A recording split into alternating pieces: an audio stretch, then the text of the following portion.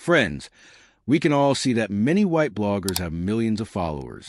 Please support me too, because my followers are still few. Black bloggers also deserve to be famous.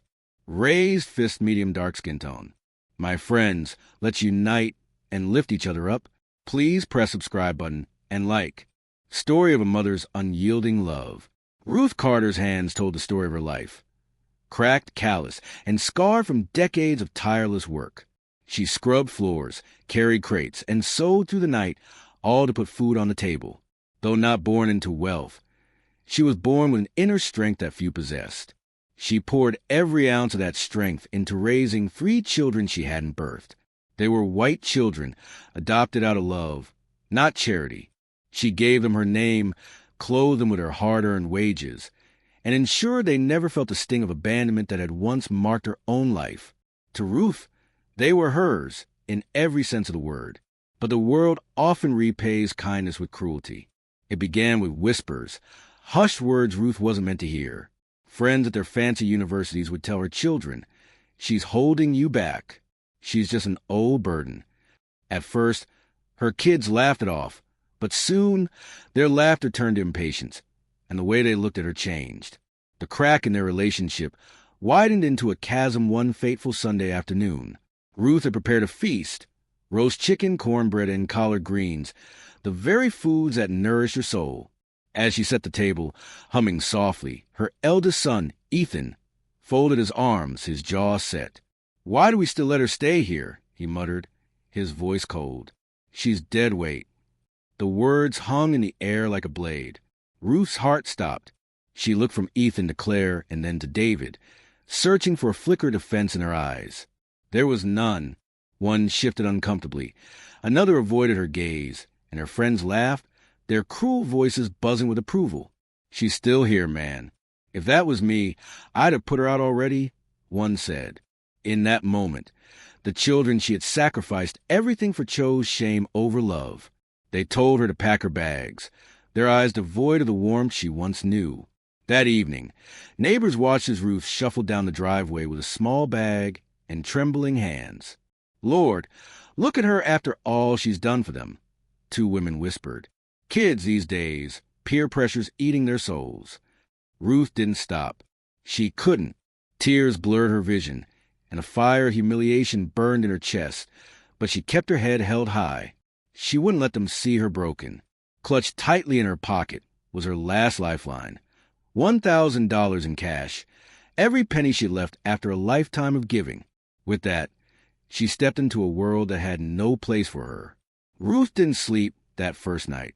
She sat on a cold bus station bench, her small bag clutched tightly, the $1,000 feeling like a lifeline.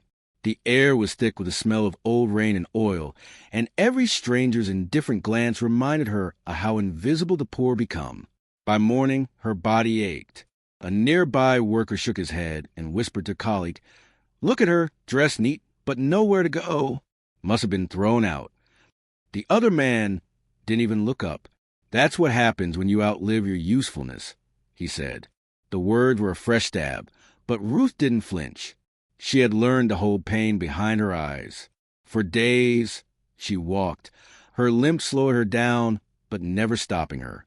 She searched for a place to rest, but rent was too high, shelters were too crowded, and people were too cruel. Doors closed in her face before she could even finish her story. 1 week later, as she walked through a dilapidated neighborhood, her eyes landed on a crumbling house. The windows were broken, the walls cracked, and the grass was taller than the fence. It looked more like a ruin than a shelter. Yet, for some reason, Ruth stopped.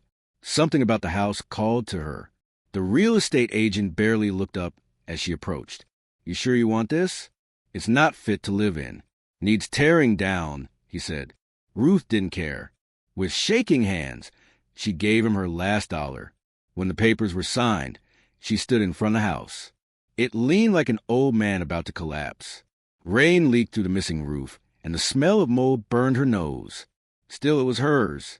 That night, she lay on a broken cot, watching the moonlight filter through the holes in the roof. The cold air swept over her, and rats scratched in the corners, but she whispered to herself, "This is not the end. Not yet." Neighbors muttered. Poor thing. She wasted her last pennies on a ruin. She'll never survive the winter. Ruth heard none of it.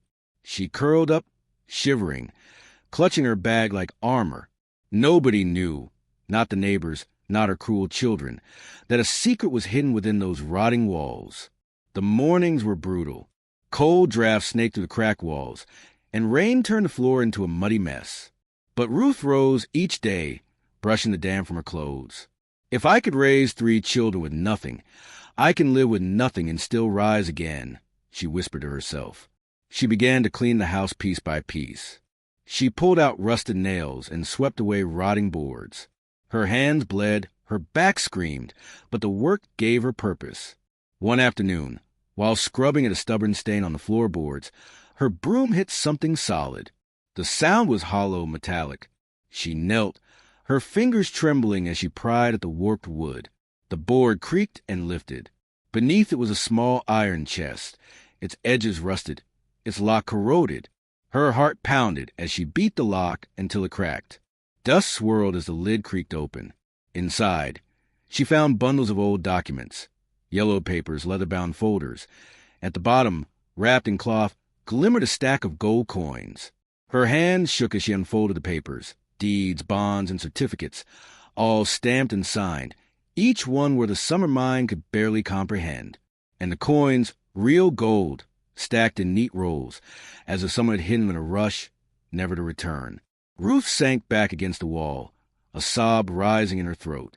For years, she had been discarded, treated as if she had no worth. Yet here, in the ruins no one wanted, she had stumbled upon a forgotten fortune. The neighbors noticed the change first. They saw her walking into town with a new firmness in her step, selling a few coins, slowly restoring her home. She found help somewhere, one woman whispered. Help? More like luck. Poor folk don't just rebuild overnight. But Ruth said nothing. She quietly hired men to fix the roof and painters to restore the walls. She transformed the overgrown yard until a beautiful garden bloomed. Within months, the once rotting shell stood tall, a gleaming white house with trimmed hedges and fresh shutters.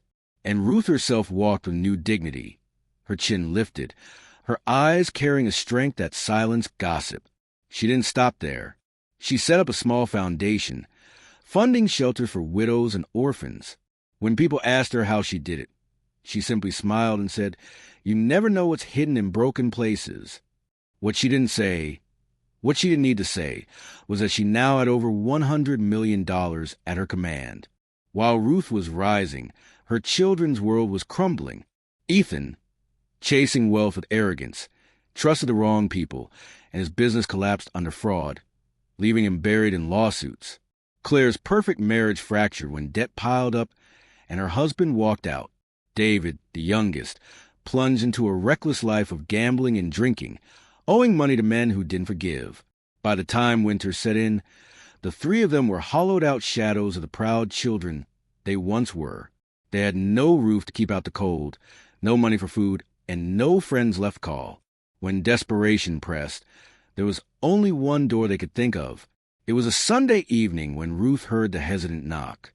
She opened the gate to find her children. Their clothes were worn, their faces gaunt, and their pride was gone. For a long moment, silence stretched between them. The same driveway from which they had once cast her out had now become their stage of surrender. "Mother," Ethan's voice cracked. We lost everything." Claire clutched Ruth's hand, sobbing, while David couldn't even look her in the eye. Neighbors peeked from their porches, whispering, "Ain't that the same kids who called her dead weight? Now look who's crawling back."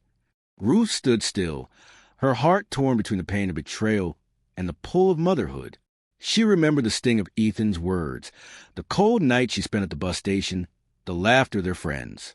But she also remembered their first steps, their childish laughter, the way they once clung to her skirts.